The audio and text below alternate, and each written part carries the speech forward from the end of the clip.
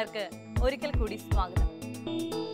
മിഷനെ അറിയുവാൻ, മിഷനെ സ്നേഹിക്കുവാൻ, മിഷണറിയാകുവാൻ സീറോ മലബാർ സഭയുടെ പ്രേക്ഷിത മുന്നണിയായ സെയിന്റ് തോമസ് മിഷണറി സൊസൈറ്റിയുടെ സുവർണ ജൂബിലി സമ്മാനം കടുകുമണി അപ്പസ്തലോയി അയക്കപ്പെട്ടവർ. MSDയുടെ മാധ്യമ വിഭാഗമായ ഇമ്പാക്റ്റും ശാലോം ടിവിയും ചേർന്നൊരുക്കുന്ന ഈ വിശ്വാസ പരിശീലന കളരിയിലേക്ക് ഏവർക്കും സ്വാഗതം.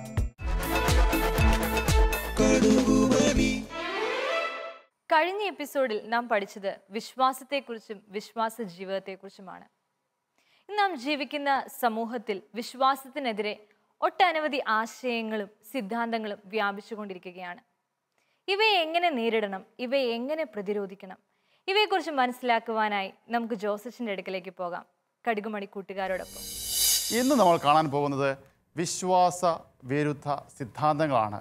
ഈ വിശ്വാസത്തിനെതിരായി ഇന്ന് ലോകത്തിൽ പ്രചരിക്കുന്ന അല്ലെങ്കിൽ ലോകത്തിൽ നിലനിൽക്കുന്ന വ്യത്യസ്തമായ സിദ്ധാന്തങ്ങൾ, ചിന്തകൾ എന്തൊക്കെയാണ് എന്നാണ് നമ്മൾ പഠിക്കാൻ പോകുന്നത്. കാരണം അറിഞ്ഞോ അറിയാതെയോ പലപ്പോഴും വിശ്വാസികളായ നാം ഈ ചിന്താഗതികളിലേക്ക്, ഈ സിദ്ധാന്തങ്ങളിലേക്ക് നമ്മുടെ ചിന്തകൾ വഴിയായി, നമ്മുടെ വാക്കുകൾ വഴിയായി, നമ്മുടെ പ്രവൃത്തികൾ വഴിയായി വീണു പോകുന്നുണ്ട്. നമുക്ക് ചിന്തിച്ചു നോക്കാം. വരുന്ന അരമണിക്കൂർ നമുക്ക് പഠിക്കാം, ധ്യാനിക്കാം ഏതൊക്കെയാണ് ഈ വിശ്വാസ വിരുദ്ധ ചിന്താഗതികൾ, സിദ്ധാന്തങ്ങൾ. ഇതിൽ നമ്മൾ അറിഞ്ഞോ അറിയാതെയോ വീണു പോകാറുണ്ടോ എന്ന്.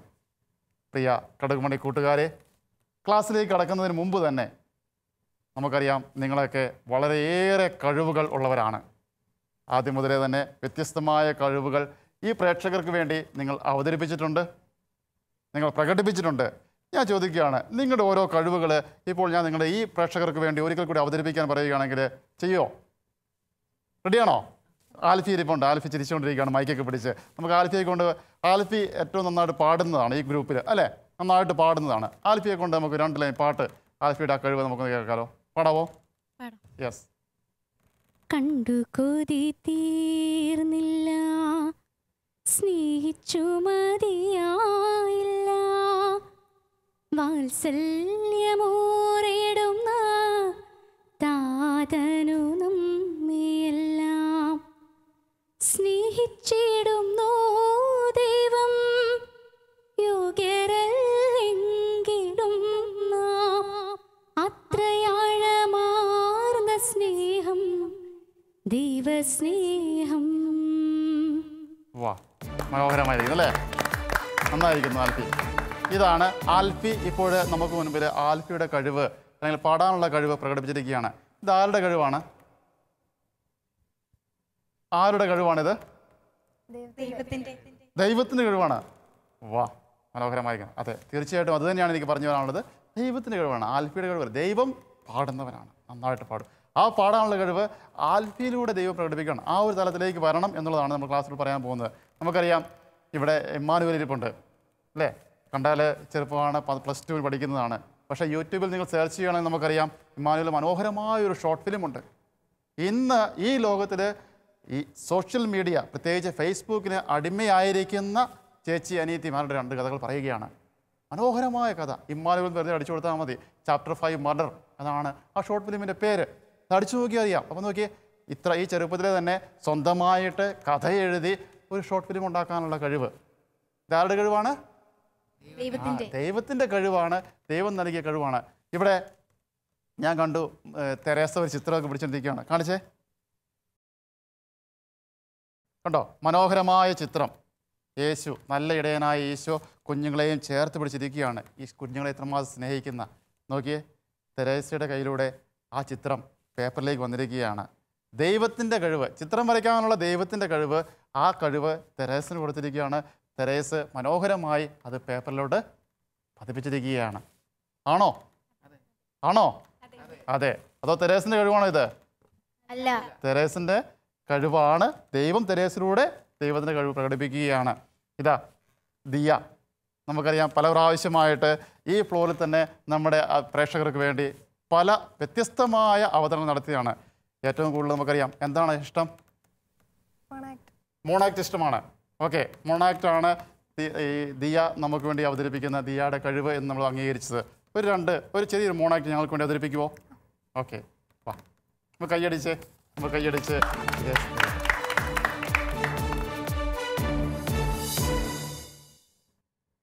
നമസ്കാരം. മർക്കോസിന്റെ സുവിശേഷം 5-ാം അധ്യായത്തിൽ അശുദ്ധാത്മാവിനെ ഈശോ സുഖപ്പെടുത്തുന്നത് നമ്മൾ കാണുന്നു. എൻ്റെ ഏകാഭിനയത്തിലേക്ക് ഏവർക്കും സ്വാഗതം. അല്ലയോ ദൈവപുത്ര, നീ എന്തിനാണ് എന്റെ കാര്യത്തിൽ ഇടപെടുന്നത്? എന്നെ പീഡിപ്പിക്കരുതേ.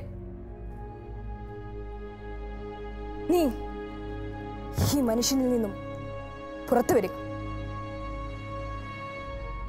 നിന്റെ പേരെന്താണ്? എന്റെ പേര് ലെഗിയോൻ. ഞങ്ങൾ അനേകം പേരുണ്ട്. ഞങ്ങളെ ഈ രാജ്യത്തിൽ നിന്ന് പുറത്തേക്ക് വിടരുതേ. ഞങ്ങളെ ആ പന്നിക്കൂട്ടത്തിലേക്കെങ്കിലും അയക്കണമേ. നന്ദി, നമസ്കാരം. ദിയ, ആ സുവിശേഷ ഭാഗം എത്ര മനോഹരമായിട്ട് അവതരിപ്പിച്ചിരിക്കുന്നത്. ഇതാരുടെ കഴിവാണ്? ദൈവത്തിന്റെ. ആരുടെ കഴിവാണ്? ദൈവത്തിന്റെ കഴിവാണ്. അത് ദിയായിലൂടെ നമുക്ക് വേണ്ടി ഇവിടെ അവതരിപ്പിക്കപ്പെട്ടിരിക്കുകയാണ്. ഈ ഒരു തലത്തിലേക്ക് നമ്മൾ കടന്നു വരുമ്പോൾ തീർച്ചയായിട്ടും നമുക്ക് പറയാം നമ്മൾ വിശ്വാസത്തിൽ വളരുകയാണ് എന്ന്. പലപ്പോഴും നമ്മുടെ ജീവിതം സംഭവിക്കുന്നത് എന്താണ്? അറിഞ്ഞോ അറിയാതെയോ നമുക്കറിയാം, സ്കൂളുകളിൽ പോവുകയാണ്, ഒരു മോണാക്ട് അവതരിപ്പിച്ച ശേഷം പുറത്തേക്ക് വരുമ്പോഴത്തേക്ക് എല്ലാവരും അഭിനന്ദിക്കുകയാണ്. അന്ന് നിങ്ങൾ ആരെങ്കിലും പറഞ്ഞിട്ടുണ്ടോ അയ്യോ ഇത് എൻ്റെതല്ല, ദൈവം എന്നോട് പ്രവർത്തിച്ചതാണ് എന്ന് പറയാനുള്ളൊരു മനസ്സുണ്ടായിട്ടുണ്ടോ? പ്രേക്ഷകരെ നമുക്ക് ചിന്തിച്ച് നോക്കാം. വ്യത്യസ്തമായ കഴിവുകൾ അനുദിന ജീവിതത്തിൽ നമ്മുടെ ജീവിതത്തിൽ അവതരിപ്പിക്കുന്നതാണ്, പ്രകടിപ്പിക്കുന്നതാണ്. മറ്റുള്ളവർ അംഗീകരിക്കുമ്പോൾ, മറ്റുള്ളവർ അതിനെ പ്രോത്സാഹിപ്പിക്കുമ്പോൾ ഇത് ദൈവത്തിൻ്റെ കഴിവാണ്, ദൈവം എനിക്ക് നൽകിയ ദാനം, അത് ഞാൻ നിങ്ങൾക്ക് മുമ്പിൽ അവതരിപ്പിച്ചതാണ് എന്ന് പറയാനുള്ളൊരു മനസ്സുണ്ടോ? ഇതാണ് നമ്മൾ ചിന്തിക്കുന്നത്. അറിഞ്ഞോ അറിയാതെയോ പലപ്പോഴും നമ്മുടെ ജീവിതം സംഭവിക്കുന്നതാണ്. ഞാൻ നല്ലൊരു ഉദാഹരണം നിങ്ങളോട് പറയാം. നമുക്കറിയാം, ആതുര ശുശ്രൂഷ രംഗത്ത് വലിയൊരു വിപ്ലവം സൃഷ്ടിച്ച കണ്ടുപിടുത്തമാണ് MRI സ്കാനർ എന്ന് പറയുന്നത്. 1977 ഡോക്ടർ റെയ്മണ്ട് കണ്ടുപിടിച്ചതാണ് MRI സ്കാനർ. നമുക്കറിയാം, നിങ്ങൾക്ക് അതിൻ്റെ പ്രത്യേകതയൊക്കെ അറിയാമല്ലോ അല്ലേ? മനുഷ്യ ശരീരത്തിൻ്റെ ഓരോ ഭാഗങ്ങളും, ഏറ്റവും ചെറിയ ഭാഗങ്ങൾ പോലും സ്കാൻ ചെയ്തതിന് ശേഷം അതിലെന്തെങ്കിലും ഡിഫോൾട്ട് ഉണ്ടെങ്കിൽ, എന്തെങ്കിലും കുറവുണ്ടെങ്കിൽ അത് കണ്ടുപിടിക്കുകയും അതിന് വേണ്ട പ്രതിവിധികൾ ഡോക്ടേഴ്സ് നിർണ്ണയിക്കുകയും ചെയ്യുകയാണ്. അപ്പോൾ അതാണ് മനുഷ്യൻ്റെ ഏറ്റവും മൈന്യൂട്ടായിട്ടുള്ള ഭാഗങ്ങൾക്ക് പോലും സ്കാൻ ചെയ്ത് കണ്ടുപിടിക്കുകയാണ്. ചിന്തിച്ച് നോക്കിയേ, ദൈവം സൃഷ്ടിച്ച മനുഷ്യൻ അതിൻ്റെ ഏറ്റവും മൈന്യൂട്ടായിട്ടുള്ള ഭാഗങ്ങൾ പോലും കണ്ടുപിടിക്കാനുള്ള ഒരു യന്ത്രം കണ്ടുപിടിക്കുക എന്നുള്ളത്. ആ ഡോക്ടർ റെയ്മണ്ട് അതിന് ശേഷം പറഞ്ഞ എന്താണെന്നറിയോ? പലപ്പോഴും ഞാനും പോലും ചിന്തിച്ചിട്ടുണ്ട്. നോക്കിയേ, ദൈവം സൃഷ്ടിച്ച മനുഷ്യൻ്റെ മൈന്യൂട്ടായിട്ടുള്ള ഏറ്റവും ചെറിയ കണികകൾ പോലും കണ്ടുപിടിക്കുവാനും അതിനെപ്പറ്റി പഠിക്കുവാനും സാധിക്കുന്നൊരു യന്ത്രമാണ് ഞാൻ കണ്ടുപിടിച്ചത് എന്ന് അറിഞ്ഞു അറിയാതെ ഞാൻ ചിന്തിച്ചിട്ടുണ്ട്. പക്ഷേ അതിനും മുകളിലായിട്ട് ഞാൻ ചിന്തിക്കുകയാണ്, ഇത് എന്നിലൂടെ ദൈവം പ്രവർത്തിച്ചൊരു അത്ഭുതമാണ് എന്ന് അദ്ദേഹത്തിൻ്റെ ജീവിതചരിത്രത്തിൽ പറഞ്ഞിട്ടുണ്ട്, കൃത്യമായിട്ട് പറഞ്ഞിട്ടുണ്ട്. അറിഞ്ഞു അറിയാതെ ഇടയ്ക്ക് ഞാൻ ചിന്തിച്ചു പോയിട്ടുണ്ട്. നോക്കിയേ, ദൈവത്തിൻ്റെ സൃഷ്ടിയായ മനുഷ്യനെ പൂർണ്ണമായി മനസ്സിലാക്കാനും പഠിക്കുവാനുള്ള യന്ത്രം ഞാൻ കണ്ടുപിടിച്ചു എന്ന് അറിഞ്ഞു അറിയാതെ ചിന്തിച്ചിട്ടുണ്ട്.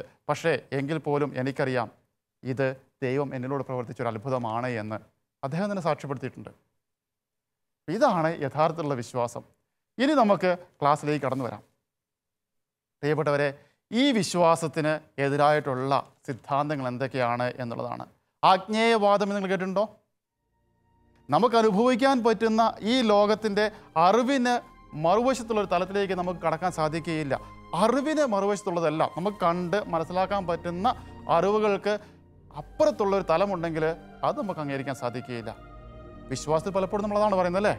കാണപ്പെടാത്തതുണ്ടെന്നുള്ള വിശ്വാസം അല്ലേ? അല്ല, കാണപ്പെടാതെ ലഭിക്കുമെന്നുള്ളത്. ഇതാണ് നമ്മുടെ വിശ്വാസം എന്ന് പറയുന്നത്. പക്ഷെ ഇവർ പറയുന്നത് എന്താണ്? ഈ അജ്ഞേയവാദികൾ എന്താണ് പറയുന്നത്? ദൈവം അത് വെറുതെ നമുക്ക് കാണത്തില്ലാത്തതിനല്ല ഒരു കാരണം ഉണ്ടാക്കാൻ വേണ്ടി ദൈവമുണ്ട് എന്ന് പറയുന്നതാണെന്ന് പറയും. ഇതാണ് ഈ ആജ്ഞേയവാദികൾ പലപ്പോഴും പറയുന്നത്. ഇപ്പം ഞാൻ നിങ്ങളോട് ചോദിക്കുകയാണ്, മക്കളെ നിങ്ങൾ ആജ്ഞേയവാദികളാണോ? ആണോ അല്ല എന്ന് പറയുകയാണ്. ഇവിടെ പലപ്പോഴും ചിന്തിച്ച് നോക്കിയേ, നമ്മുടെ ജീവിതത്തിലേക്ക് തിരിഞ്ഞു നോക്കിയേ, നമ്മൾ ഇതുപോലെ തന്നെയാണ്. നമ്മുടെ ജീവിതത്തിൽ എന്തെങ്കിലും ഒരു കുറവുകൾ ഉണ്ടാകുമ്പോൾ, എന്തെങ്കിലും വീഴ്ച ഉണ്ടാകുമ്പോഴത്തേക്ക് ദൈവം എവിടെ? അറിയാതെ നമ്മൾ ചോദിച്ചു പോകുന്നതാണ് അല്ലേ? അപ്പോൾ നമ്മുടെ ജീവിതത്തിൽ നമുക്ക് പരീക്ഷയ്ക്ക് പരാജയപ്പെടും, നമ്മൾ നന്നായിട്ട് പഠിക്കുകയാണ്, നന്നായിട്ട് പഠിച്ച് പരീക്ഷയ്ക്ക് ജയിക്കുമെന്ന് ഉറപ്പായി. അന്നേരം റിസൾട്ട് വന്നപ്പോഴത്തേക്കാണ് നമ്മൾ തോറ്റുപോയി. എല്ലാ ദിവസവും പള്ളിയിൽ പോകുമായിരുന്നു, പ്രാർത്ഥിക്കുമായിരുന്നു, പരീക്ഷയ്ക്ക് നന്നായിട്ട് പഠിച്ചു, അതിനുശേഷം നമ്മൾ പരീക്ഷ എഴുതി തോറ്റുപോയപ്പോഴാണ് ദൈവം ഇവിടെ? അംഗീകരിക്കാൻ പറ്റാത്തൊരവസ്ഥ. ഇത് ഈ അജ്ഞേയവാദികൾ ചെയ്യുന്നത് വേറൊരു രൂപമാണ്. അതുകൊണ്ട് ഞാൻ അജ്ഞേയവാദി അല്ല എന്ന് നമ്മൾ പറഞ്ഞാൽ പോലും പലപ്പോഴും അറിഞ്ഞോ അറിയാതെയോ നമ്മുടെ ജീവിതത്തിൽ ഇത് സംഭവിക്കുന്നതാണ്. നമ്മുടെ ജീവിതത്തിൽ ഇത് സംഭവിച്ചു പോകുന്നതാണ്. ശ്രദ്ധിക്കണം, മനസ്സിലാക്കണം. നമ്മൾ അറിഞ്ഞോ അറിയാതെയോ പലപ്പോഴും നമ്മൾ ദൈവത്തെ കുറ്റപ്പെടുത്തിയിട്ടുണ്ടെങ്കിൽ, ദൈവം എവിടെയെന്നൊരു ചോദ്യം പോകുന്ന നമ്മുടെ മനസ്സിൻ്റെ ഉള്ളിൽ എവിടെയെങ്കിലും വന്നിട്ടുണ്ടെങ്കിൽ ഈ ചിന്താഗതിയുടെ പുറകെയാണ് നമ്മൾ പോകുന്നത്. നമ്മുടെ വിശ്വാസത്തിലൂടെ അല്ല ചലിക്കുന്നത് എന്ന് മനസ്സിലാക്കണം. അടുത്തതായി യുക്തിവാദം. കേട്ടോ, റാഷണലിസം എന്നൊക്കെ പറയും ഇംഗ്ലീഷിൽ. യുക്തി, എൻ്റെ യുക്തിക്ക്, എൻ്റെ ബുദ്ധിക്ക് അതീതമായിട്ടുള്ളത് മാത്രമേ ഞാൻ വിശ്വസിക്കുകയുള്ളൂ. എൻ്റെ ബുദ്ധി എന്താണോ പറയുന്നത്, എൻ്റെ യുക്തി എന്താണോ പറയുന്നത്, എൻ്റെ യുക്തിക്ക് കാണാൻ പറ്റുന്ന കാര്യങ്ങൾ മാത്രമേ ഞാൻ അംഗീകരിക്കുകയുള്ളൂ. എൻ്റെ യുക്തിക്ക് അപ്പുറത്തേക്കുള്ള കാര്യങ്ങളൊന്നും ഞാൻ അംഗീകരിക്കില്ല. നമുക്കറിയാം, ദൈവത്തെ എൻ്റെ യുക്തി കൊണ്ട്, എൻ്റെ ബുദ്ധി കൊണ്ട് ചിന്തിച്ചാൽ നമുക്ക് മനസ്സിലാക്കാൻ സാധിക്കുകയില്ല. പക്ഷേ എൻ്റെ വിശ്വാസത്തിൻ്റെതായ, എൻ്റെ ആധ്യാത്മിക ജീവിതത്തിൻ്റെതായ കണ്ണുകൾ കൊണ്ട് നോക്കിയാൽ മാത്രമേ എനിക്ക് ദൈവത്തെ കാണാൻ സാധിക്കുകയുള്ളൂ, ദൈവത്തെ മനസ്സിലാക്കാൻ സാധിക്കുകയുള്ളൂ. എൻ്റെ ബുദ്ധി ഉപയോഗിച്ചുകൊണ്ട്, എൻ്റെ യുക്തി ഉപയോഗിച്ചുകൊണ്ട് ഞാൻ ദൈവത്തിലേക്ക് തിരിയുമ്പോഴേക്കും പലപ്പോഴും ബുദ്ധിമുട്ടാണ്. പക്ഷേ അനുദിന ജീവിതത്തിൽ നമ്മൾ ചിന്തിച്ചൊക്കെ, നിങ്ങൾ യുക്തിവാദികളാണോ എന്ന് ചോദിച്ചാൽ നിങ്ങൾ സമ്മതിക്കുമോ? പക്ഷേ അറിഞ്ഞോ അറിയാതെയോ പലപ്പോഴും ഞാൻ എൻ്റെ ബുദ്ധിക്ക് കൂടുതൽ പ്രാധാന്യം കൊടുക്കാറില്ലേ? അല്ലേ? പലപ്പോഴും ഞാൻ വെറുതെ പറയുകയാണ്, നിങ്ങൾ പരീക്ഷയ്ക്ക് പോകുമ്പോഴത്തേക്ക് എത്ര പേരുണ്ട് രാവിലെ പള്ളിയിൽ പോയി പ്രാർത്ഥിക്കുന്നവർ? ബുദ്ധിക്ക് പ്രാധാന്യം കൊടുക്കുവാണ്. ഞാൻ പലപ്പോഴും സംഭവിക്കുന്നത്, ഓക്കെ, ചിലപ്പോൾ പരീക്ഷാ കാലഘട്ടങ്ങളിൽ അച്ഛന്മാർ സിസ്റ്റേഴ്സൊക്കെ നിർബന്ധിക്കുന്നുണ്ട്, ചിലപ്പോൾ പള്ളിയിൽ പോകുമായിരിക്കും, പ്രാർത്ഥിക്കുമായിരിക്കും. എല്ലാ ദിവസവും പള്ളിയിൽ പോയി പ്രാർത്ഥിക്കുകയാണ്, കുർബാനയ്ക്ക് പോവുകയും പ്രാർത്ഥിക്കുകയും ചെയ്യുകയാണ്. അല്ലെങ്കിൽ സ്കൂളിലേക്ക് പോകുന്ന വഴിക്ക് പള്ളിയുണ്ട്, പള്ളിയിൽ കയറി പ്രാർത്ഥിക്കുകയാണ്, ദൈവമേ എനിക്കുള്ള ബുദ്ധി നൽകണമേ, പഠിക്കാനുള്ള കഴിവ് നൽകണമേ പ്രാർത്ഥിക്കുമോ? അല്ലാതെ ചിലപ്പോൾ ചിന്തിക്കാൻ, എനിക്ക് പഠിക്കാനുള്ള കഴിവുണ്ട്, എനിക്ക് ബുദ്ധിയുണ്ട്, ഞാൻ ക്ലാസ്സിൽ 1ാം സ്ഥാനം മേടിക്കും, എനിക്ക് പള്ളിയിൽ പോയില്ലെങ്കിലും എനിക്ക് പഠിക്കാൻ കഴിവുണ്ടെന്ന് പറഞ്ഞുകൊണ്ട് ചിന്തിക്കാറില്ലേ? അല്ലെങ്കിൽ വേറെ എന്തെങ്കിലും ആവശ്യങ്ങൾക്ക് വേണ്ടി പോകുമ്പോഴേക്ക്, അല്ലെങ്കിൽ സ്കൂൾ കലോത്സവത്തിന് പോവുകയാണ്, മറ്റൊരു മത്സരത്തിന് പോവുകയാണ്, എത്ര പേരുണ്ട് ദൈവത്തെ കൂട്ടുപിടിച്ച് പോകുന്നവർ? എൻ്റെ ബുദ്ധിയല്ല, ദൈവത്തിൻ്റെ കഴിവുകൊണ്ട് മാത്രമേ എനിക്ക് പഠിക്കാനുള്ള ശക്തി കിട്ടുകയുള്ളൂ, എനിക്ക് സമ്മാനം മേടിക്കാൻ പറ്റുകയുള്ളൂ എന്ന് ചിന്തിക്കുന്ന എത്ര പേരുണ്ട്? അല്ലെങ്കിൽ നമ്മൾ അനുദിന ജീവിതത്തിലേക്ക് നമ്മൾ ചിന്തിക്കുകയാണെങ്കിൽ നമുക്കറിയാം, അനുദിന ജീവിതത്തിലെ കഷ്ടപ്പാടുകൾ, അല്ലെങ്കിൽ ജീവിതത്തിൽ ഒരു തീരുമാനമെടുക്കുമ്പോൾ, നമ്മുടെ കുടുംബങ്ങളായിരിക്കുമ്പോൾ, നമ്മുടെ ഭവനങ്ങളായിരിക്കുമ്പോൾ, ഒരു തീരുമാനമെടുക്കുന്നതിന് മുമ്പ് എല്ലാവരും കൂടി ഒന്ന് പ്രാർത്ഥിക്കാറുണ്ടോ?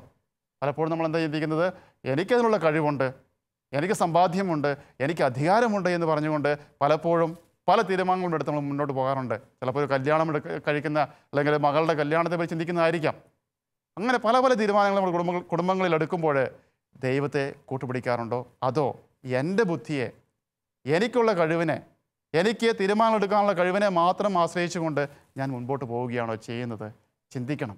ആ രീതിയിലാണ് നമ്മൾ പോകുന്നതെങ്കിൽ അറിഞ്ഞോ അറിയാതെയോ നമ്മൾ യുക്തിവാദികളായിത്തീരുകയാണ്, ദൈവവിശ്വാസത്തിൽ നിന്ന് പുറകോട്ട് പോവുകയാണ് എന്ന് ഞാൻ പറയുകയും. അടുത്തതാണ് ഭൗതികവാദം എന്ന് പറയുന്നത്, മറ്റീരിയലിസം. എനിക്ക് തൊടാൻ പറ്റുന്ന എന്തൊക്കെയാണോ അതിനെ മാത്രം വിശ്വസിക്കുന്നത്. എനിക്ക് തൊടാൻ പറ്റാത്തത്, എനിക്ക് അനുഭവിക്കാൻ പറ്റാത്തത്, തൊട്ട് അനുഭവിക്കാൻ പറ്റാത്തതൊന്നും ഞാൻ വിശ്വസിക്കുകയില്ല. അതാണ് ഭൗതികവാദികൾ കൂടുതലായിട്ട് പ്രചരിപ്പിക്കുകയും മറ്റുള്ളവരിലേക്ക് അടിച്ചേൽപ്പിക്കാൻ ശ്രമിക്കുകയും ചെയ്യുന്നത്. പലപ്പോഴും നമ്മുടെ ജീവിതത്തിൽ ഇതാണ് സമയത്ത് നമുക്ക് തൊടാൻ പറ്റുന്നത്, അല്ലെങ്കിൽ ആത്മാവില്ല, മരണമില്ല, അല്ലെങ്കിൽ മരണത്തിന് ശേഷം ഒരു ജീവിതമില്ല എന്നൊക്കെ പറയുന്ന ഒരു സിറ്റുവേഷൻ, അല്ലെങ്കിൽ ഒരു സിദ്ധാന്തം. കാരണം ആത്മാവിനെ എനിക്ക് തൊടത്തില്ല, ശരീരമുണ്ട്, ആത്മാവിനെ എനിക്ക് തൊടത്തില്ല, അതുകൊണ്ട് ആത്മാവില്ല. അല്ലേ? മരണത്തിന് ശേഷം ഒരു ജീവിതമില്ല, കാരണം നമ്മൾ ആരും അനുഭവിച്ചിട്ടില്ല, നമുക്ക് തൊട്ട് നോക്കത്തില്ല, കാണത്തില്ല. ദൈവമില്ല, തൊടത്തില്ല, അതുകൊണ്ട് കാണത്തില്ല. പക്ഷേ ഇതാണ് നമ്മുടെ വിശ്വാസം. പക്ഷേ അറിഞ്ഞോ അറിയാതെയോ നമ്മുടെ ജീവിതത്തിൽ പ്രവൃത്തികളിലൊക്കെ നമ്മളിങ്ങനെ ചിന്തിച്ചു പോകാറുണ്ട്. ഞാൻ പറയുകയാണ്, ഒരു ഉദാഹരണം നിങ്ങളോട് ചോദിക്കുകയാണ്. നമുക്കറിയാം, ഇതുപോലെ തന്നെ ഈ സിദ്ധാന്തങ്ങളിൽ, വിശ്വാസ വിരുദ്ധ സിദ്ധാന്തങ്ങളിൽ വിശ്വസിക്കുന്ന ഒരപ്പച്ചൻ പള്ളിയിൽ പോവുകയില്ല, പ്രാർത്ഥിക്കുകയില്ല, ദൈവമില്ലെന്നാണ് അദ്ദേഹം പറയുന്നത്. അതുകൊണ്ട് ഞായറാഴ്ച ദിവസങ്ങളൊക്കെ വീട്ടിലിരിക്കുകയാണ്. എന്നാൽ അമ്മച്ചി, ബാക്കി 2 മക്കളുള്ളത്, അവരെല്ലാ ദിവസവും പള്ളിയിൽ പോകും, പ്രാർത്ഥിക്കും, ദൈവത്തിനടുത്തായിരിക്കും. യാദൃച്ഛികമായിട്ടാണ് ഏക മകൾ, ഒരു മകനും മകളുമാണുള്ളത്, ഏക മകളെ രോഗിയായി തീരുകയാണ്.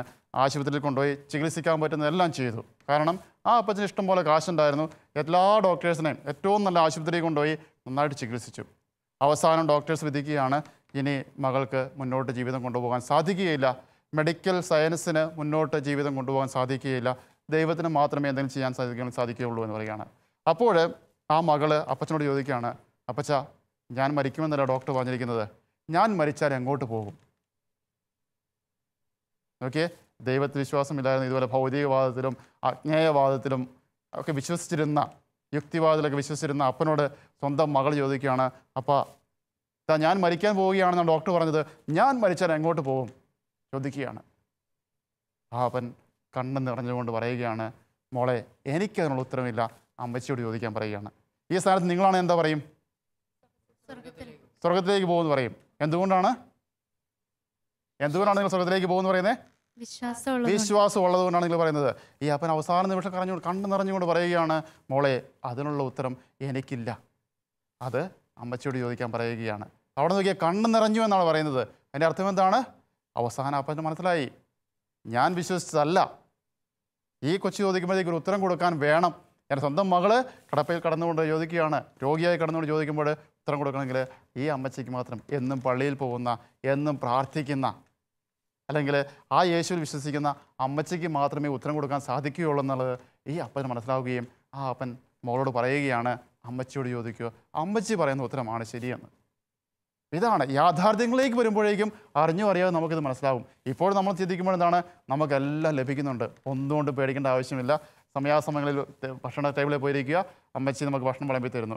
സ്കൂളിലേക്ക് പോവുക, നമ്മളൊന്നും അറിയേണ്ട, ഫീസ് എവിടുന്നാണ് നിറയ്ക്കുന്നത്, ആരാണ് തരുന്നത്, ഒന്നും അറിയേണ്ട ആവശ്യമില്ല. സ്കൂളിൽ പോവുക, അവിടുത്തെ ടീച്ചർ പറയുകയാണ് നാളെ ഫീസ് അടയ്ക്കണം എന്ന് പറയുകയാണ്, പപ്പായോട് പോയി പറയുകയാണ്, അപ്പച്ചനോട് പോയി പറയുകയാണ് നാളെ ഫീസ് അടയ്ക്കണം, അപ്പച്ചൻ കാശെടുത്ത് തരുന്നു. നമ്മളൊന്നും അറിയുന്നില്ല, എല്ലാ സുഖങ്ങളും ജീവിക്കുകയാണ്. അപ്പം അതുകൊണ്ട് നമ്മുടെ യഥാർത്ഥ ജീവിതത്തിൽ ദൈവത്തെ പറ്റി ഒന്നും ചിന്തിക്കോലില്ല, അറിയാതെ ചിന്തിക്കണം. നമ്മൾ ഈ ഭൗതികവാദത്തിൽ ഒരിക്കലും അടിമയാകരുത്. ഈ ലോകത്തിൻ്റെതായിട്ടുള്ള പദാർത്ഥങ്ങളിലെ ശക്തികളിൽ വസ്തുക്കളിൽ നമ്മൾ അടിമയാകരുത്. നമ്മൾ യാത്ര ചെയ്യുന്നത് സ്വർഗം ലക്ഷ്യമാക്കിയാണെന്നും ഈ ലോകത്തിലെ ജീവിതത്തിന് ശേഷം ഒരു ജീവിതമുണ്ട് എന്ന് മനസ്സിലാക്കിക്കൊണ്ട് നമുക്ക് കിട്ടുന്ന എന്തെല്ലാം ആയിക്കൊള്ളട്ടെ, നമുക്കറിയാം നിങ്ങളൊക്കെ ഏറ്റവും കൂടുതൽ ഇഷ്ടപ്പെടുന്നതാണ് മൊബൈൽ ഫോൺ അല്ലേ? എല്ലാവർക്കും കിട്ടണമെന്ന് ആഗ്രഹിക്കുന്നതാണ്. നമ്മൾ അതിനുവേണ്ടി എന്തും ചെയ്യും അല്ലേ? ഒരു മൊബൈൽ ഫോൺ കിട്ടാൻ വേണ്ടി, ഒരു ടച്ച് സ്ക്രീനുള്ള മൊബൈൽ ഫോൺ കിട്ടാൻ വേണ്ടി നമ്മൾ എന്തും ചെയ്യും. 4G ഉപയോഗിക്കാൻ പറ്റുന്ന മൊബൈൽ ഫോൺ കിട്ടാൻ വേണ്ടി എന്തും ചെയ്യും. പക്ഷെ അതിനേക്കാൾ അപ്പുറമുണ്ട്, ഈ പദാർത്ഥങ്ങൾ മാത്രമല്ല, അതിനേക്കാൾ അപ്പുറം ഒരു ജീവിതമുണ്ട് എന്ന് മനസ്സിലാക്കി ഞാനിപ്പോൾ ആ മൊബൈൽ ഫോൺ ഉപയോഗിക്കേണ്ടവരല്ല, ഞാൻ പഠിക്കുന്ന വ്യക്തിയാണ് എന്ന് മനസ്സിലാക്കിക്കൊണ്ട് മുമ്പോട്ട് പോകുമ്പോഴത്തേക്കാണ് ഇത് ഭൗതികവാദത്തിൽ നിന്ന് വിശ്വാസ ജീവിതത്തിലേക്ക് നമ്മൾ കടന്നു വരികയുള്ളൂ. അടുത്തതാണ് ഹ്യൂമനിസം എന്ന് പറയും. ഹ്യൂമനിസം, വ്യക്തികൾക്ക് പ്രാധാന്യം കൊടുക്കുന്നവർ. വ്യക്തികൾക്ക് പ്രാധാന്യം കൊടുക്കുകയാണ്. ദൈവത്തേക്കാൾ കൂടുതൽ പ്രാധാന്യം വ്യക്തികൾ കൊടുക്കുകയാണ്. നമുക്കറിയാം, നമ്മുടെ അനുദിന ജീവിതത്തിൽ നമ്മുടെ അനുഭവങ്ങളിലേക്ക് കടന്നു പോവുകയാണെങ്കിൽ നമുക്കറിയാം സംഭവിക്കുന്നത് എന്താണ് എന്നുള്ളത്. നമ്മുടെ ജീവിതത്തിൽ നമുക്ക് കൃത്യമായിട്ട് അറിയാൻ സാധിക്കുന്നതാണ്. ചിലപ്പോഴൊക്കെ ഒരു കുടുംബത്തിൽ എല്ലാ ദിവസവും പള്ളിയിൽ പോവും, പ്രാർത്ഥിക്കുകയും ചെയ്യുന്ന ഒരു കുടുംബത്തിൽ യാദൃശ്ചികമായിട്ട് ഒരു മരണം സംഭവിക്കുകയാണെങ്കിൽ, ഒരു ആക്സിഡൻറ്റ് സംഭവിക്കുകയാണ്, ഒരു അപകടം സംഭവിച്ച് ഒരാൾ മരിച്ചു പോകുമ്പോഴത്തേക്ക് ഉടനെ അവിടെ നിന്ന് പറയുകയാണ്, എന്തിയ ദൈവം എന്തുകൊണ്ട് ഞങ്ങളെ ഉപേക്ഷിച്ചു എന്ന് പറയുകയാണ്. അവിടെ ആ വ്യക്തിക്കാണ് പ്രാധാന്യം കൊടുത്തിരിക്കുന്നത്, ദൈവത്തിനല്ല. യഥാസ്ഥാനത്ത് എൻ്റെ മകനെ, ഇപ്പം മരിച്ചുപോയ മകനെ കണ്ടു പറയുന്നത്, എൻ്റെ മകനെ തന്നത് ദൈവമാണ് അല്ലേ? ജോബ് പറയുന്നില്ലേ, പഴയ നിയമത്തിൽ പറയുന്നുണ്ട്, എനിക്ക് ദൈവമാണ് ഇതെല്ലാം തന്നത്, ദൈവം എടുത്തു. ആ വ്യക്തിയേക്കാൾ കൂടുതൽ പ്രാധാന്യം ദൈവത്തിന് കൊടുക്കുകയാണെങ്കിൽ, ഞാൻ നിങ്ങളോടൊരു കുസൃതി ചോദ്യം ചോദിക്കുകയാണ്. മക്കളെ, നിങ്ങളെല്ലാവരും സ്കൂളിൽ പോകുന്നവരാണ്, പ്രേക്ഷകർ നിങ്ങളോട് ചോദിക്കുകയാണ്, കുട്ടികളെ സ്കൂളിൽ പോകുന്നവരാണ്, നമ്മുടെയൊക്കെ സ്കൂൾ പാഠപുസ്തകത്തിൽ നമ്മൾ വെച്ചിരിക്കുന്ന മാർക്കർ അല്ലെങ്കിൽ ചെറിയ പടങ്ങൾ വെക്കുമല്ലോ, ഓരോ അടയാളം വെക്കാൻ വേണ്ടി വെക്കുന്നത്, ആരുടെ പടമാണ് നമ്മൾ വെക്കുന്നത്? നമുക്ക് ഏറ്റവും ഇഷ്ടപ്പെട്ട സിനിമാ നടന്മാരുടെ, ഏറ്റവും ഇഷ്ടപ്പെട്ട ക്രിക്കറ്റ് കളിക്കാരൻ്റെ, ദൈവത്തിൻ്റെ പടം അല്ലെങ്കിൽ വിശുദ്ധരുടെ പടങ്ങൾ എത്ര പേര് വെക്കുന്നവരുണ്ട്? ഇവിടെയാണ് ചില വ്യക്തികൾക്ക് നമ്മൾ പ്രാധാന്യം കൊടുക്കുകയാണ്. ദൈവത്തേക്കാൾ കൂടുതൽ പ്രാധാന്യം ഈ ലോകത്തിൽ ജീവിക്കുന്ന വ്യക്തികൾ കൊടുക്കുമ്പോഴാണ് നമ്മൾ ഹ്യൂമനിസം ഫോളോ ചെയ്യുന്നവർ. നമ്മൾ അറിയാതെ നമ്മൾ ആരോട് ചോദിക്കണം, നിങ്ങൾ ഹ്യൂമനിസ്റ്റ് ആണോ എന്ന് ചോദിച്ചിട്ടുണ്ടെങ്കിൽ പറയോ? അല്ലെന്ന് പറയും, ഞാൻ വിശ്വാസിയാണ്, യേശു ക്രിസ്തുവിനെ വിശ്വസിക്കുന്നത്. പക്ഷേ അറിഞ്ഞോ അറിയാതെ നമ്മുടെ പ്രവൃത്തികൾ ചിന്തിച്ച് നോക്കിയേ പലപ്പോഴും ആ സംഭവിക്കുന്നത്. അല്ലെങ്കിൽ നമ്മൾ കിട്ടുന്ന വാച്ചുകൾ ചിന്തിച്ച് നോക്കിയേ, അതിലൊട്ടിച്ചിരിക്കുന്ന സ്റ്റിക്കർ, മൊബൈൽ ഫോണിൻ്റെ മറുവശത്തൊട്ടിച്ചിരിക്കുന്ന സ്റ്റിക്കർ, ഇതൊക്കെ ഞാൻ വെറുതെ ചിന്തിക്കാൻ വേണ്ടി നിങ്ങളുടെ മുമ്പിലേക്ക് ഇടുന്ന ചോദ്യമാണ്. ഇവിടെയൊക്കെ നമ്മൾ ആരുടെ പടങ്ങളാണ് ഒട്ടിക്കുന്നത്? അല്ലെങ്കിൽ നമ്മൾ പഠിക്കുന്ന പാഠപുസ്തകത്തിൻ്റെ ആദ്യത്തെ പേജിൽ നിങ്ങൾ എന്താണ് എഴുതി വെക്കുന്നത്? ഒരു തിരുവചനം എഴുതി വെക്കുന്നവർ എത്ര പേരുണ്ട്?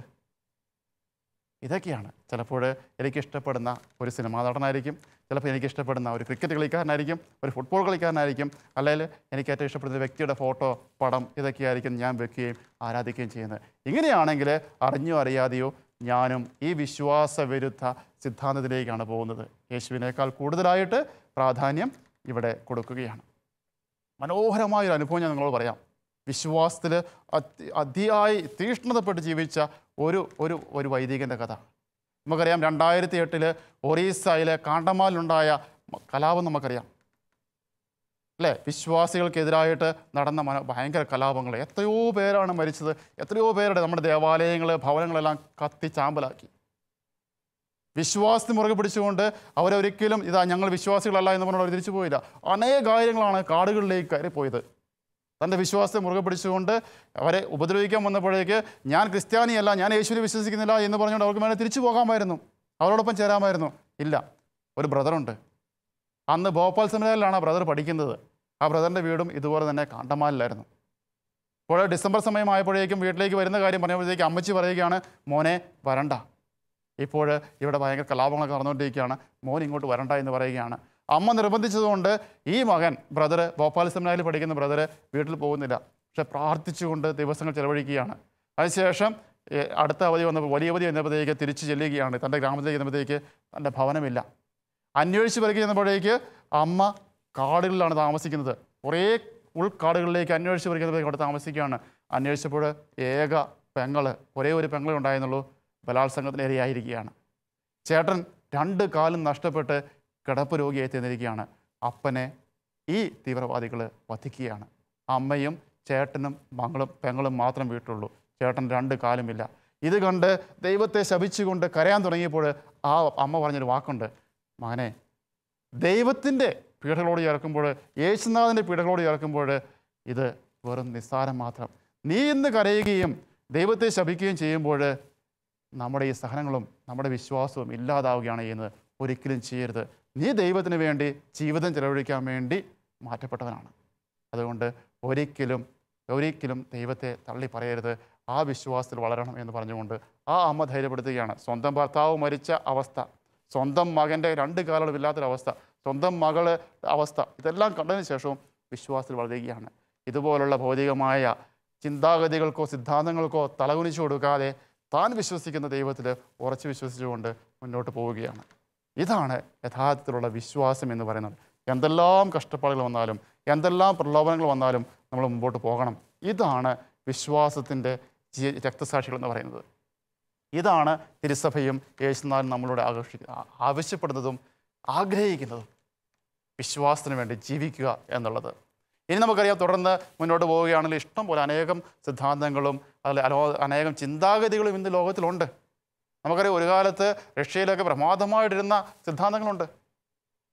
ദൈവത്തെ വിശ്വസിക്കുകയില്ല, നിരീശ്വരവാദികളായതുകൊണ്ട്, അല്ലെങ്കിൽ കലാപത്തിൽ മാത്രം വിശ്വസിച്ചുകൊണ്ട്, തൊഴിലാളികൾക്ക് കൂടുതൽ പ്രാധാന്യം കൊടുത്തുകൊണ്ട്, ഒരു വർഗത്തിന് മാത്രം കൂടുതൽ പ്രാധാന്യം കൊടുത്തുകൊണ്ട്, ദൈവത്തെ നിഷേധിച്ച് പറഞ്ഞുകൊണ്ട്, കലാപത്തിൻ്റെതായ മാർഗങ്ങൾ സ്വീകരിച്ചുകൊണ്ട് മുന്നോട്ട് പോയവരുണ്ട്. പരാജയപ്പെട്ടു. വ്യത്യസ്തമായ വിശ്വാസ വിരുദ്ധ സിദ്ധാന്തങ്ങൾ നമ്മൾ പഠിച്ചു. അറിഞ്ഞോ അറിയാതെയോ നമ്മൾ എങ്ങനെയാണ് ആ സിദ്ധാന്തങ്ങളിലേക്ക് വീണു പോകുന്നത്, ആ ചിന്താഗതിയിലേക്ക് വീണു പോകുന്നത് എന്ന് നമ്മൾ പഠിച്ചു. ഏതൊക്കെയാണ് നമ്മൾ പഠിച്ച സിദ്ധാന്തങ്ങൾ എന്ന് പറയാൻ പറ്റുമോ? ആജ്ഞേയവാദം, യുക്തിവാദം, ഭൗതികവാദം, ഹ്യൂമാനിസം. ഇതെല്ലാം കൃത്യമായിട്ട് ഓർക്കണം, അറിഞ്ഞോ അറിയാതെ നമ്മുടെ ജീവിതത്തിൽ. അതോടൊപ്പം തന്നെ ഞാൻ നിങ്ങളോട് പറയുകയാണ്, ഇന്ന് ലോകത്തിൽ നമ്മുടെ വിശ്വാസത്തെ കാർന്നു നിന്നുകൊണ്ടിരിക്കുന്ന പല ചിന്താഗതികളുമുണ്ട്. പ്രത്യേകിച്ച് നമ്മുടെ തന്നെ വിശുദ്ധ ഗ്രന്ഥമായ പരിശുദ്ധ ബൈബിളിനെ അവരുടേതായ രീതിയിൽ വ്യാഖ്യാനിച്ചുകൊണ്ട് അവർക്ക് ഇഷ്ടമുള്ള ഭാഗങ്ങൾ മാത്രം എടുത്ത്, ചില ഗ്രൂപ്പുകാരൊക്കെ അങ്ങനെയാണ്, ചില ഇഷ്ടമുള്ള ഭാഗങ്ങൾ മാത്രം ഏറ്റെടുത്ത് അതിനെ വ്യാഖ്യാനിച്ച് ബാക്കിയെല്ലാം മറച്ചു വെച്ചുകൊണ്ട് നമ്മുടെ വിശ്വാസികളെ വഴിതെറ്റിക്കുന്നത്. നമുക്കറിയാം, മനോഹരമായ ഒരു അനുഭവം പേപ്പറിൽ വന്നതാണ്, സെലിൻ്റെ കഥ. മാതാപിതാക്കൾ ഒത്തിരി സ്നേഹത്തോടെ വാത്സല്യത്തോടെ ആ മകളെ വളർത്തിക്കൊണ്ട് വരികയാണ്. നല്ല രീതിയിൽ പഠിപ്പിച്ച് നല്ലൊരു എഞ്ചിനീയർ ആക്കണം എന്ന ആഗ്രഹത്തോടു കൂടി പഠിപ്പിക്കാൻ വിടുകയാണ്. ഇല്ലാത്ത കാശൊക്കെ ഉണ്ടാക്കി പഠിപ്പിക്കാൻ വിടുകയാണ്. ആ മകളും അതോടൊപ്പം തന്നെ അവരുടെ ആഗ്രഹത്തിന് ഒത്തവണ്ണം ആ മകളും വളർന്നു വരികയാണ്. വിശ്വാസത്തിലും അതോടൊപ്പം തന്നെ മാതാപിതാക്കൾ ആഗ്രഹിച്ചതുപോലെ പഠിച്ച് വളർന്ന് വരികയാണ്. ഒരു സുപ്രഭാതത്തിൽ ഭക്ഷണമൊക്കെ കഴിഞ്ഞതിന് ശേഷം ഇവരെല്ലാവരും ഒന്നിച്ചിരുന്നപ്പോൾ അവൾ പറയുകയാണ്, നാളെ മുതൽ ഞാൻ കോളേജിൽ പോകുന്നില്ല എന്ന്. ആ മാതാപിതാക്കൾക്ക് അംഗീകരിക്കാൻ പറ്റിയില്ല. എന്താണ് പറ്റിയത്? നന്നായിട്ട് പഠിക്കുന്ന കൊച്ച്, നല്ല മാർക്ക് മേടിക്കുന്ന സെലിൻ പെട്ടെന്ന് ഒരു സുപ്രഭാതത്തിൽ പറയുകയാണ്, ഞാൻ ഇനി കോളേജിലേക്ക് പോകുന്നില്ല. അന്വേഷിച്ച് പറക്കി വന്നപ്പോഴേക്കാണ് ലോകാവസാനം വരാൻ പോവുകയാണ്, ഇനി ഞാൻ പോകുന്നില്ല എന്ന് പറയുകയാണ്. ഇനി എന്തിനാണ് ഞാൻ സ്കൂളിൽ പോകുന്നത്? ലോകാവസാനം വരാൻ പോവുകയാണ്. ചില ഗ്രൂപ്പുകാർ, ചില കൂട്ടുകാർ ഈ സെലിനെ ഇത് പറഞ്ഞ് വിശ്വസിപ്പിച്ചിരിക്കുകയാണ്. ഇതുപോലുള്ള ചില സെക്റ്റുകൾ ഇന്ന് നമ്മുടെ വിശ്വാസത്തെ കാർന്നു തിന്നുവാൻ വേണ്ടി നമ്മുടെ കൂട്ടുകാരുടെ ഇടയിൽ, നമ്മുടെ നാട്ടിൽ, നമ്മുടെ സമൂഹത്തിൽ വളർന്നു വന്നുകൊണ്ടിരിക്കുകയാണ്. ഒരിക്കലും ഈ വിശ്വാസത്തിന് എതിരായിട്ടുള്ള സിദ്ധാന്തങ്ങളിൽ ചിന്താഗതികളിൽ നമ്മൾ വീണു പോകരുത്. നമ്മൾ മുറുകെ പിടിക്കണം. എങ്ങനെയാണ് നമുക്ക് ഈ വിശ്വാസത്തിൽ നമ്മെ തന്നെ മുറുകെ പിടിക്കാൻ സാധിക്കുന്നത്? വിശ്വാസ പരിശീലന ക്ലാസ്സുകളിലൊക്കെ കൃത്യമായി പങ്കെടുത്തുകൊണ്ട്, കൗദാശിക ജീവിതം നയിച്ചുകൊണ്ട്, നമുക്കറിയാം സഭ നമുക്ക് നൽകിയിട്ടുണ്ട് കൂദാശകൾ, അതിനനുസരിച്ച് ജീവിതം നയിച്ചുകൊണ്ട് നമുക്ക് ഈ വിശ്വാസത്തിൽ വളരാൻ സാധിക്കും. ഇതുപോലുള്ള പ്രലോഭനങ്ങളിൽ വീഴാൻ സാധ്യതയില്ല. അതോടൊപ്പം തന്നെ കൂട്ടായ്മയിൽ ജീവിച്ചുകൊണ്ട്, കുടുംബത്തിലായിരിക്കുമ്പോഴും വീട്ടിലായിരിക്കുമ്പോഴും പപ്പായോടും അമ്മയോടും ഒക്കെ വർത്താനമൊക്കെ പറഞ്ഞ് നമ്മുടെ ജീവിതത്തിൽ ഇതുപോലുള്ള ചിന്താഗതികളും സംശയങ്ങളും വന്നിട്ടുണ്ടെങ്കിൽ അത് ആദ്യമേ തന്നെ നമ്മുടെ മാതാപിതാക്കളോട് പങ്കുവെച്ചുകൊണ്ട്, നമ്മുടെ ഇടവകയിലെ വൈദികരോട് സന്യസ്തരോട് പങ്കുവെച്ചുകൊണ്ട് സംശയങ്ങൾ ദൂരീകരിച്ച് നമ്മൾ മുന്നോട്ട് പോകണം. അല്ലാത്ത പക്ഷം ഇതുപോലുള്ള കൂട്ടുകാർ, ചിന്താഗതികളുള്ളവർ നമ്മളെ അറിയാതെ പ്രലോഭിപ്പിച്ച് അവരുടെ കൂട്ടത്തിലേക്ക് കൊണ്ടുപോകാൻ സാധ്യതയുണ്ട്. ഇഷ്ടം പോലെയുണ്ട് ഇതുപോലുള്ള ചിന്താഗതികൾ വീണു പോകുന്നത്. അറിഞ്ഞോ അറിയാതെയോ നമ്മൾ വീണു പോവുകയാണ്. അതുകൊണ്ട് ഇതുപോലുള്ള സംശയങ്ങൾ ഉണ്ടാകുമ്പോൾ നമ്മുടെ സഭയിൽ തന്നെ നമ്മുടെ വൈദികരുണ്ട്, അറിയാവുന്ന നല്ല നല്ല ആൾക്കാരുണ്ട്, സന്യസ്തരുണ്ട്, അവരുമായി പങ്കുവയ്ക്കുക. നമ്മുടെ സംശയങ്ങൾ ദൂരീകരിച്ച് വിശ്വാസത്തെ മുറുകെ പിടിക്കുക. കൗദാശിക ജീവിതം നയിച്ചുകൊണ്ട്, പ്രാർത്ഥനാ ജീവിതം നയിച്ചുകൊണ്ട്, വീടുകളിൽ പപ്പായോടും അമ്മയോടും അപ്പച്ചനോടും അമ്മച്ചിയോടും സഹോദരി സഹോദരന്മാരോട് കൂട്ടായ്മയിൽ വർദ്ധിച്ചുകൊണ്ട്, പരസ്പരം പങ്കുവെച്ചുകൊണ്ട്, ഷെയർ ചെയ്തുകൊണ്ട് മുന്നോട്ട് പോകുമ്പോൾ തീർച്ചയായിട്ടും നമുക്ക് വിശ്വാസത്തിൽ വളരാൻ സാധിക്കും.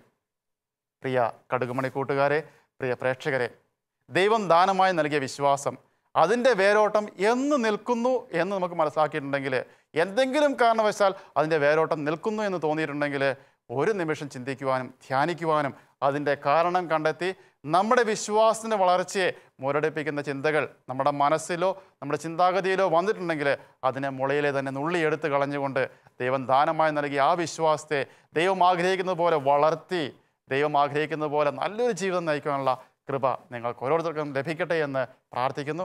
ദൈവം നിങ്ങളെ ഓരോരുത്തരെയും അനുഗ്രഹിക്കട്ടെ. ശാസ്ത്രത്തിന്റെ അഗ്നിച്ചിറകുകളിലേറി അറിവിന്റെ അനന്തവിഹായസിലേക്ക് പറന്നുയരുന്ന ആധുനിക മനുഷ്യൻ ദൈവത്തിൽ നിന്നും ദൈവവിശ്വാസത്തിൽ നിന്നും അകന്നുകൊണ്ടിരിക്കുകയാണ്. ഇന്ന് നമ്മുടെ സമൂഹത്തിൽ ഒട്ടനവധി അബദ്ധ സിദ്ധാന്തങ്ങളും മൗലികവാദങ്ങളും വർദ്ധിച്ചു വന്നുകൊണ്ടിരിക്കുകയാണ്. പണത്തിന് പിന്നാലെയും അറിവിന് പിന്നാലെയും പായുന്ന മനുഷ്യൻ നാം അറിയാതെ തന്നെ, അവരറിയാതെ തന്നെ ഇതിലേക്ക് ചാഞ്ഞുകൊണ്ടിരിക്കുകയാണ്. ഏതൊക്കെയാണ് ഈ അബദ്ധ സിദ്ധാന്തങ്ങൾ? ഭൗതികവാദം, യുക്തിവാദം, അഗ്നേയവാദം, ഹ്യൂമനിസം. Thank you Alfie. നമുക്കൊക്കെ ഒട്ടനവധി കഴിവുകളുണ്ട്. ഈ കഴിവുകളൊക്കെ നമുക്ക് ആര് തന്നതാ? ദൈവം. അപ്പൊ ദൈവം തന്ന ഈ കഴിവുകളും അറിവും ഒക്കെ നാം ദൈവത്തെ മഹത്വപ്പെടുത്തുന്നതിനും ഈശോയിലേക്ക് കൂടുതൽ അടുക്കുന്നതിനും പ്രയോജനപ്പെടുത്തണം. കടുകുമണി കൂട്ടുകാരോടൊപ്പം ഈ എപ്പിസോഡ് ശ്രദ്ധയോടെ വീക്ഷിച്ച എല്ലാ പ്രേക്ഷകരും ഇവയൊക്കെ ഉൾക്കൊണ്ടുകൊണ്ട് നിങ്ങളുടെ ജീവിതത്തെ പരിപോഷിപ്പിക്കാൻ ശ്രമിക്കുക. ഇതോടുകൂടി ഇന്നത്തെ എപ്പിസോഡ് ഇവിടെ പൂർണ്ണമാകുന്നു. നന്ദി, നമസ്കാരം.